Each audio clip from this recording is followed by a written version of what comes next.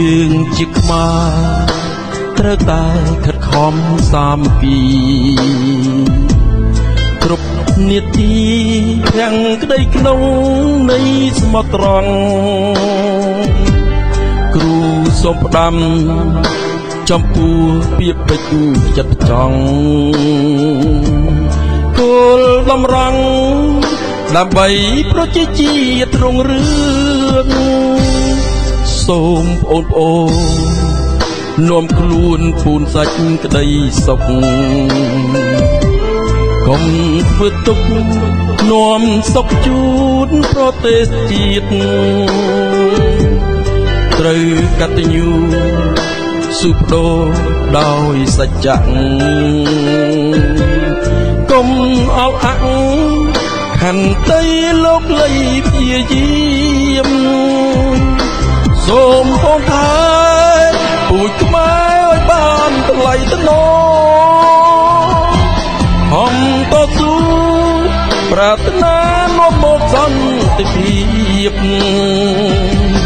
រួមគិតធ្វើអំពើល្អមិនរបៀបពី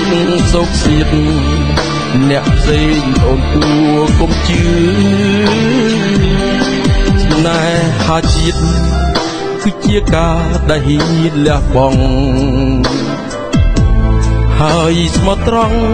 យល់ចិត្តគ្នាជារៀងដល់រាប់នេះហើយជា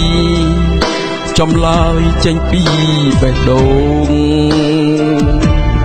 គ្រូបួងសួងសូមប្អូនជួបតែជោគជ័យ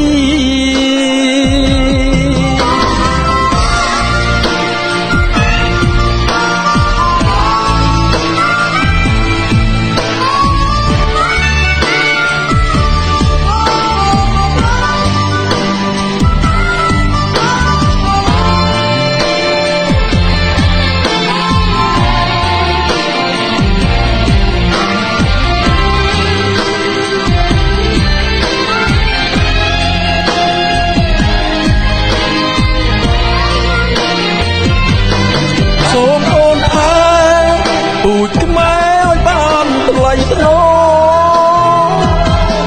ហំតស៊ូប្រាថ្នានាំមកសន្តិភាពរួមគិតធ្វើអំពើល្អមិនរបៀបពីសុខសៀតអ្នកផ្សេងអូនគួរកុំជឿណែថាជាតិ